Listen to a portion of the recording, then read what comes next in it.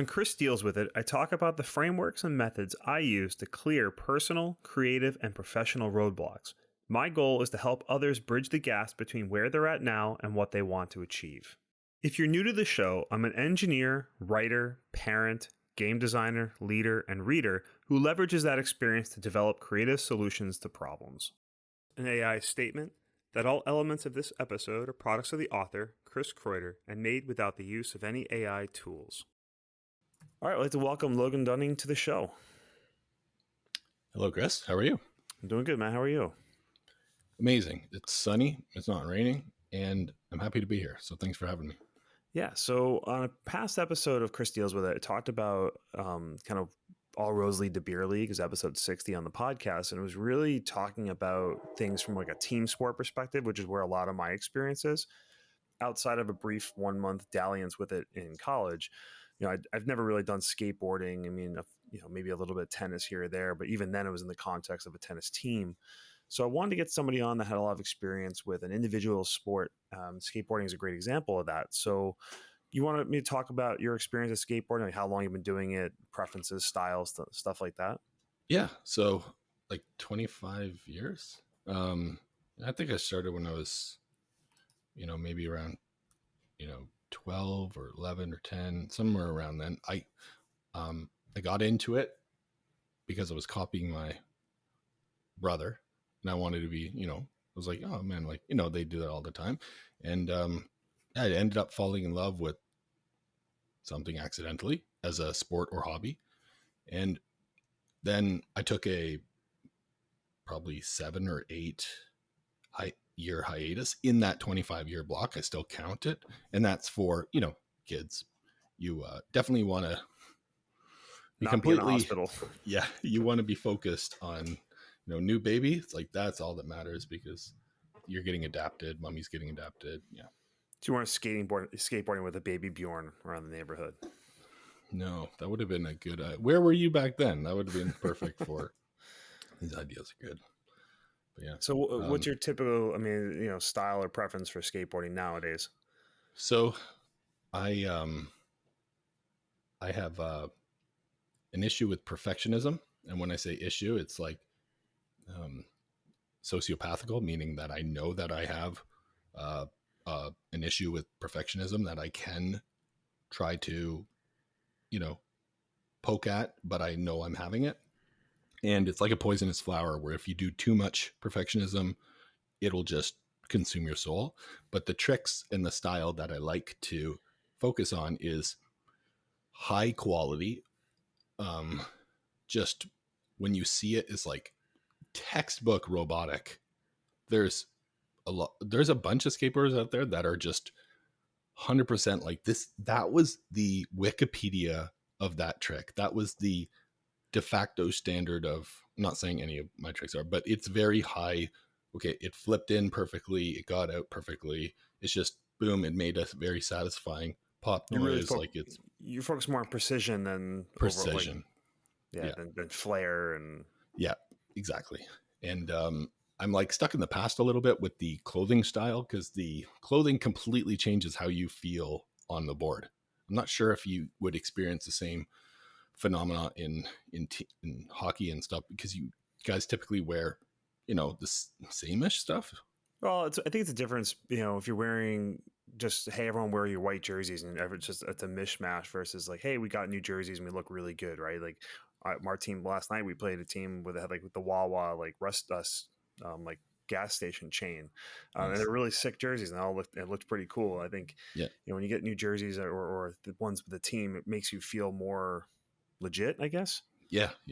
So is skateboarding kind of like it too, where like, you have a certain look and style and yeah, that's a very great way of, like it's like, imagine you guys just upgraded your jerseys and it just felt different. You're like, you guys are playing different. It's like, it's almost like good. Yes.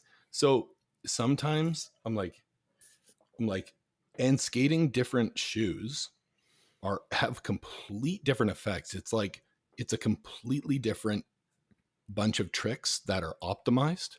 And I can't figure out exactly why from like a physics level, what part, and it's also like a personal like muscle memory thing, because the way that I distribute my weight on my left foot could be like this, and that shoe has this effect on that trick, but it changes everything. The shorts, the fact that you can see your whole feet. Then there's also like, swag, or that kind of like grit, or that he's got, they got that style where they're like, you just feel different on the board, and you have this confidence to do just different stuff. Sometimes there's people that are about to do a trick. They show up at a park, they have great style. You're just watching them, and you're like, I don't even care if they do a trick. I don't even care. They have all my attention. Just cruising around the outside. They don't actually know how to do anything else on the skateboard. Exactly. Cool. Yeah.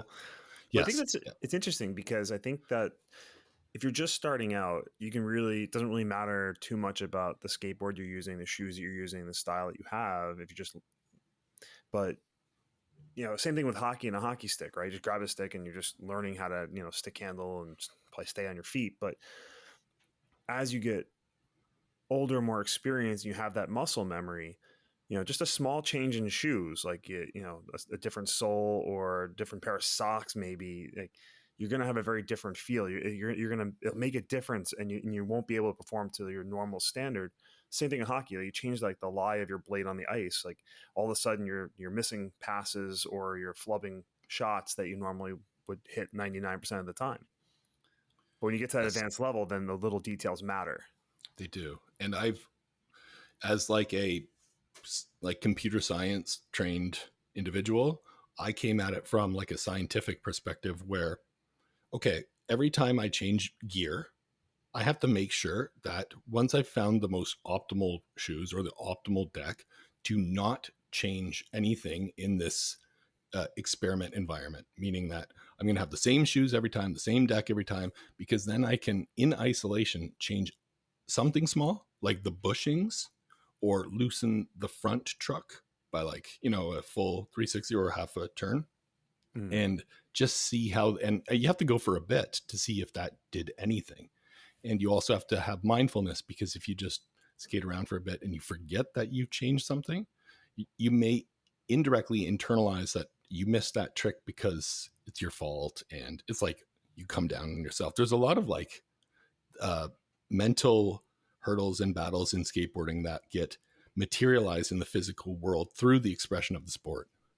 Yeah, it's not something where, I'm just going to listen to everything Tony Hawk said, or his setup isn't necessarily going to work for you, because again, different body type, or different style, or obviously different ability, but yeah. And he's a vert skater, right? He's on the half pipe, right? Like, there's two different types of skater, vert and street, kind of, right? And you're more of a street skateboarder from your videos. So have you ever done like the half pipe stuff, like indoors at all? Or?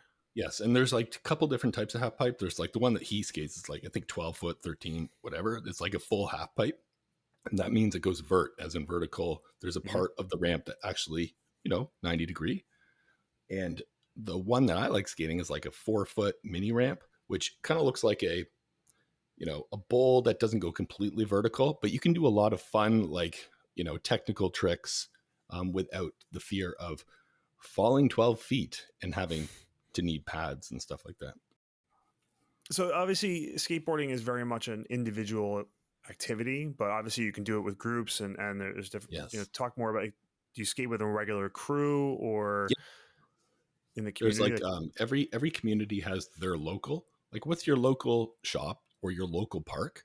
So like kids will ask like, hey, is this your, and I'm not the oldest one there. There's like, on Saturday and Sunday, Milton Sports Center skate park, there's like probably 10, like probably around that, Saturday and Sunday, every day of the year, guys that are over the age of 30, and they're all like, getting back into it, trying to relearn and stuff.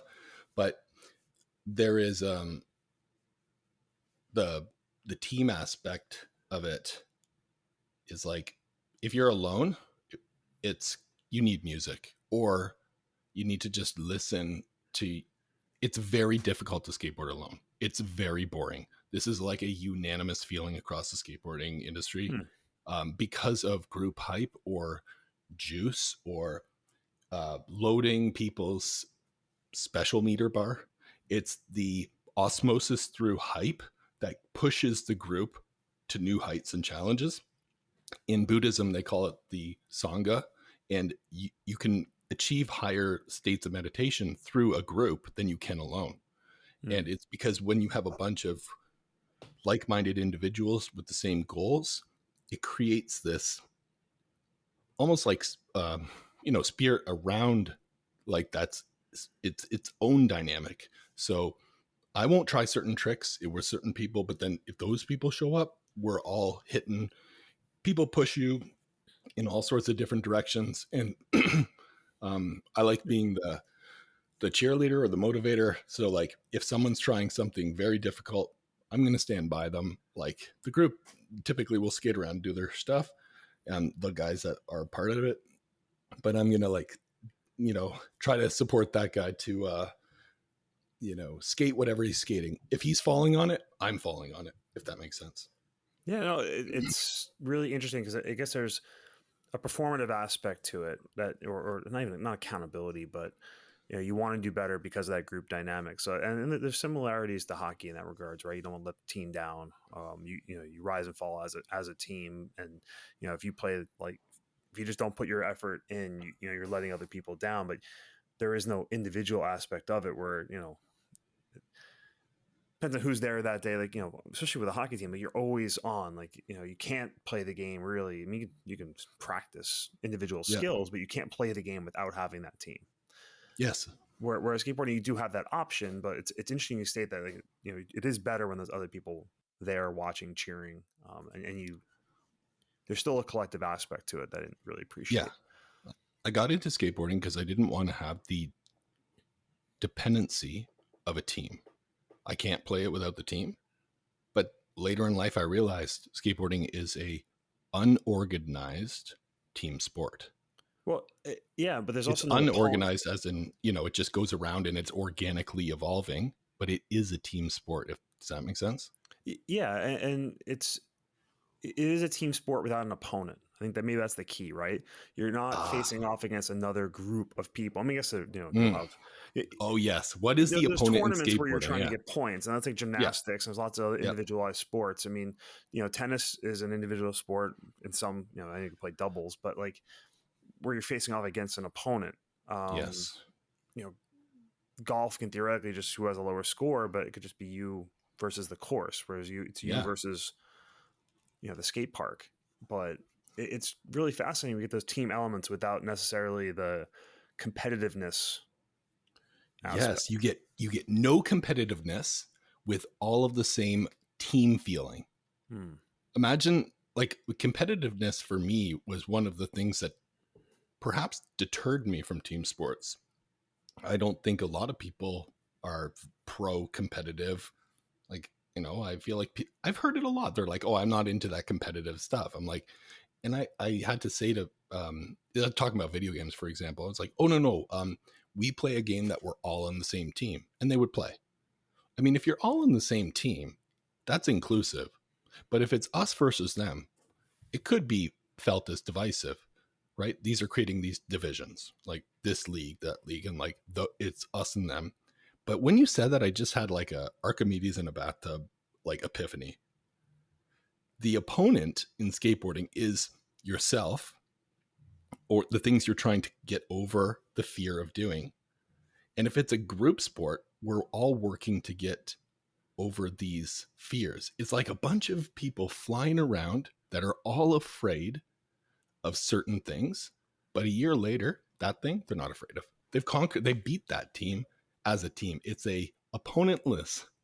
It's basically conquering fear. It's like a arena for growing yourself individually. Skateboarding is group therapy with Logan Dunning. Yes, it is very, very good for just relaxing. Everything melts away. Does that happen to you when you play hockey?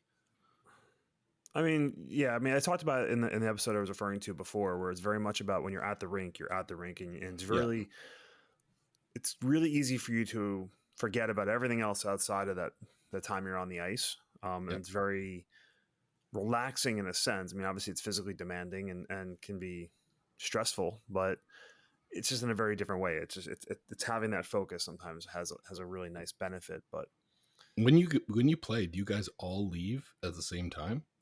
yeah, some guys will leave. They'll run out earlier. So other guys will stay in, for a parking lot beer and hang out and chat.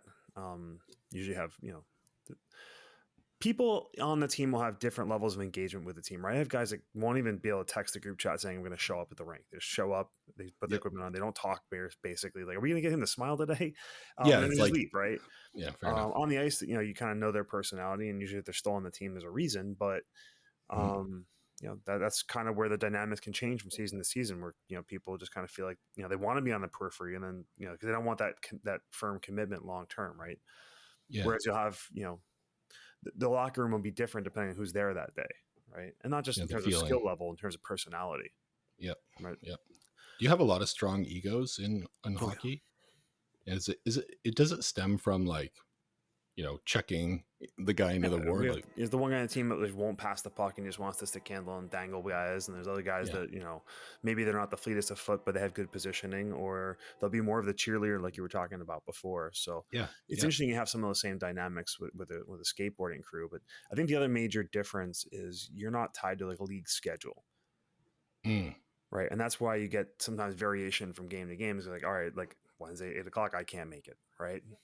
yeah, Whereas skateboarding, you can go whenever you want. I mean, yeah, rain, not forget about the weather for a second, but you can all get together at a certain time on a Sunday morning. You can stay as long as you want. If you only have, 20, 30 minutes, you can still go out and work on a skill. So yeah. I think you have more inflexible opportunities. Yes, Does that impact the role skating has in your life?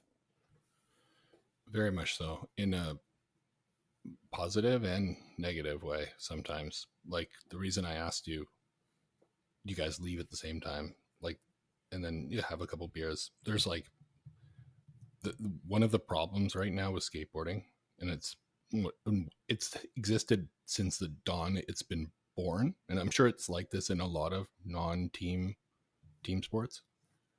Um, you have it's very hard to leave. You're just having so much fun.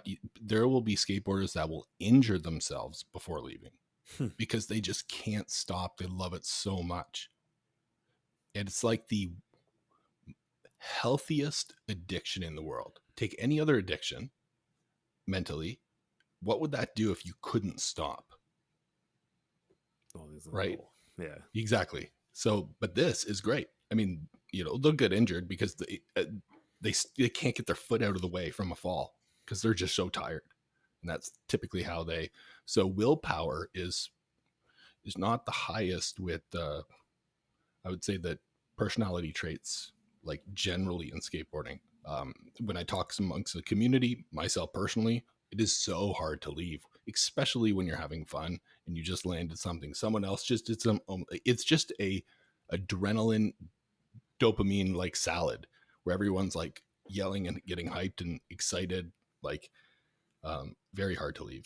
So, so I mean, how does it affect the benchmarks you set for yourself in terms of effort, talent, practice? Like you go in with goals, or like I'm just going to get this kickflip today, or Yeah, yeah. There's people that are very methodical with their goals, and then I started noticing more of a flow with the different. I'm not saying there's a right way and a wrong way, but as a kid, I was very much like Justin, where I'm like, okay, I'm going to go out do 100 kickflips until my kickflips are pristine, perfect. But as an adult, I've noticed some other skateboarders that just flow like water, hmm. and I just copied them. And so when kids ask, when I say kids, I'm like, look, like 22. I'm like, that's like kids. So like I'm, 40, turning 41. Um, they'll say, what trick are you going to try? I'll be like, I don't even know. Like whatever happens when it happens. And then, it will be fluidly reacted to at the time. Like, what time is it now? And what time is it Yeah, now? there's an Now. immediacy to it. Yeah. You can kind of get into a flow state sometimes, in a Yes. sport. I mean, it's also more shift based where, how am I going to make an impact on the game this shift? And you're very Yes. much reactionary to what's going on, right? A shift is Yes. very different if you're trapped in your own zone versus you're trying to score a Yeah. goal on the opposite side of the rink. So Yeah. yeah, I guess Um, yeah. But you could also just do this. You can if you're just by yourself at the rink, you could just practice slap shots for I'm gonna take 100 yep. shots. Or if I'm in my driveway shooting, then it's more methodical. Whereas on a rink, it's more reactionary. So I get that flow state. That's pretty cool. Yeah. But how does skating impact you on a personal level? So on a personal level, it's hard if you love something and it's hard to leave. It makes balancing your life difficult. It points out things personally that I've had to work on and accomplish greater feats at over the years, such as prioritization of and timing and the whole family versus work versus hockey slash skateboarding slash all these other things. um the hardest challenge I've found personally with skateboarding is developing more. If I set a timer on my watch for like an hour, and as soon as that goes off, that's it. It's over. Like the inning is done. It keeps me in check. It keeps my biometrics and vitals kind of optimized for a less is more thing, because I can never heal my body if I go every day. So when I take a 4-day break, which is really good, I come back the 5th day, like landing everything. Those 4 days are like horrible for like wanting to go. Yeah. It is literally just, it is again, the world's healthiest, like that kind of sport addiction. Yeah. You just want to go, go, go. And then you're just developing the willpower and inner strength. I mean, you've planned that time into your day. It changes the whole makeup of your day, right? Like my Yep. days are different when it's a game night. Like I know that I'm going to go to the rink that tonight. Like Yep. you just go through your whole day a little bit differently. Yeah. Your next morning and the next morning you go through your day differently too, usually because barely Yeah. games tend to be late at night. Whereas, Yeah. but Do you have trouble sleeping, or like if you play late at night? yeah, you're so Because ramped up. like that's the thing. Like I have to do it in the morning because that's like gives you the energy, and when the sun's out. But the scene of skateboarding, like just probably like the scene of hockey, is like in the evenings, so it's all messing up people's sleep.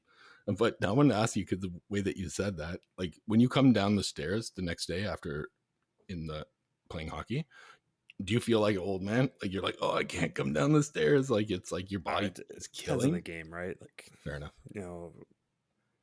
Maybe I'm working through an injury, or I've had a bunch of like knee and foot issues recently, but like last night was like the hardest game I played physically in a while, but I feel great. Like Wonderful. sometimes some guy will just weld you to the boards with a massive hit and you can barely walk the next day. It just depends. I mean, same thing as skateboarding, right? If all of a sudden you fell and you tweaked your knee or ankle, it's going to affect you the next day. Yep. Sometimes it's a good story to tell, sometimes it's an embarrassing one to tell, but it's also because you did something you loved. I mean, it's I'm never going to feel bad about making that choice. It's just maybe it sucks in the moment, but it was with a purpose. So I want to get to kind of my last major question here. I mean, obviously your last name isn't Hawk. You're not in the X Games. So what do you aspire to with skateboarding? Like down the road here, and has that changed like as you've gotten older? Yeah. So I had a bunch of sponsors as a kid. I was like, I'm going to go I'm going to go pro. And they just, I mean, a lot of that stuff doesn't happen, like you're not, like, I think it's any sport. And I quit skateboarding as a kid when it was all about competitions, magazines, like, oh, you didn't get in the magazine, or you didn't place in the top 5 in that competition. It felt like work. And then I realized at the time, I was like, this isn't fun anymore. So I stopped. And I got back into it as an adult because I'm like, for me, jogging was boring. And I was like, let's just try skateboarding. I was like, oh, this is great. And it completely changed my body, my mood, everything. It fixed so much. Physical activity is so underrated if you're an office worker or any kind of sedentary thing. And now that I'm at such a skill that I have right now, which in some ways have trumped a lot of the ability I had as a kid, I'm like, so if I've surpassed myself, I'm in this dangerous area again where it could become work, and then I could just abandon it. So then I thought, like, I had a friend say, "Oh, are you? Did you enter into that competition?" I was like, I guess I could, like, I could do that, and I was like, I should, but like maybe my outlook or my needs to be like, oh, what I don't really care. I don't really care about, whatever. I'm just gonna go there and have fun. But I have no expectations, which makes it so open to injuring and never doing it. No expectations like sponsors and so I'm just hoping that I'm hoping nothing actually. So I love it. I love that I get to participate in it. I love that I can help uh, coach and uplift new and upcoming positive skateboarder kids. But yeah, I have no goals and no plan for skateboarding because that's what destroyed it in the first place. Yeah, I think, and I'll link to your videos and your channel, YouTube channel, where a lot of your videos do get that, come across with that, right? Where it's somewhat meditative, but it's also just focused on the joy of skateboarding. Yeah. Some to some extent the community on certain videos, but Yeah. there's not like a forcefulness to it. Yeah. Makes it Thank appealing. you. Yeah. On the social media side, I appreciate that. How like social media is typically um, Toxic. toxic is putting it kindly. Actually, these days, it's like you take a pic. It's like, oh, that's that person. Well, on their Instagram, they look like this. It's like AI aside, just the over filtering to make it look good, or the face Yeah, you're only getting app, or highlights, and you're probably getting faked yes. ones at that. I said I think I'm done posting only the tricks. And then he's like, yeah, like you need to show the journey. You need to show it unfiltered, like raw. And so then I was like, okay, I want to prioritize like a good trick with a horrible fall. So the past couple videos I've done is like, it's real, but it's still toxically filtered because of my perfectionism of like, okay, I want to release high quality content, but it is evolving in a more natural way of like, here's the grit and here's the result. It's actually probably motivational. It's really interesting because there's a big trend. I hear more and more people discussing this in the hockey circles, where you can go log in the next morning and get the highlights of a game and within 5 minutes, like all the key moments of the game, Yeah. but it's devoid of most of the time it doesn't get across the pace of the game, the emotion in the game, because you don't see the buildup, right? You see the goal, but you don't see like the 5 minutes beforehand where they're pressuring and pressuring and pressuring and wearing down the Yep. other team. Like you're not going to get the nuance of the game. And a lot of kids are basically just, they're from this generation that wants things really, really quick. They're the highlight generation. They Yep. don't want to go through the hours of footage to understand those kind of nuances. Yeah. If You you're kind of feel with skateboard, like everyone's just trying to optimize for a 15-second yes. Snapchat video or whatever, as opposed to trying a trick 50 times like your friend or you and your friend will do, Yeah. or or getting out of like understanding what a flow state is, where it's not necessarily it's not about the flash, but that Yes. journey. That's interesting. Yeah. It's he's very much a supporter of that vision of uh is it making society more TikTok attention deprived, or is it actually adding attention? So he sometimes I'm most of the time I won't have music, and I will have the videos a little bit longer. No special effects, no stuff, just to it's more of ASMR, or like you said, They're the very chill. is very chill. If you have a really good microphone, really high quality, iPhone or whatever camera, it's kind of cool. Like if you edit on CapCut and just post, but you, yeah, it's how do you do social right? Because in a world where a majority of the world does social wrong, and it's pretty much messed up. So much of this world, like we're trying to be, I don't know, counterculture in a good way. And skating's always kind of been countercultural. It's kind Yeah. of the ethos when it Fitting. started, right? It was frowned upon. You saw the no skateboarding signs everywhere, you know. Yep. And now the cities are like, fine, you're going to wreck our stuff. We're going to build these little outdoor concrete daycares for you little kids. And now we feel like, we don't leave the park. And then kids don't even appreciate it. It's like, there's people that throw their boards at security guards back in the day, like just to get these things. And you'll never appreciate, like, that's a whole old man. Back in my day, we didn't have color TVs. We had ham radios. Yeah, we had to push our skateboards up the hill in the snow, both directions. Both directions. Yep. Well, awesome. Logan, thanks so much for joining this show. It's been an awesome conversation. I will have links to all your, all the different channels and some other resources for people, maybe want to learn more about the hobby or just get to know you better. Yeah, thanks, Chris, for having me on.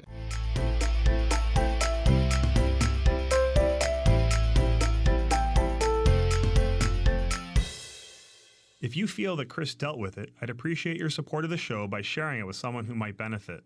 Ratings on your favorite podcast player are also helpful in growing the audience. Visit chriskreuter.com for free downloadable PDFs with notes and resources from today's episode, sign up for the CDWI mailing list, or to send in your problems or requests for future shows. That's CHRISKREUTER.com, or use the link in the show notes.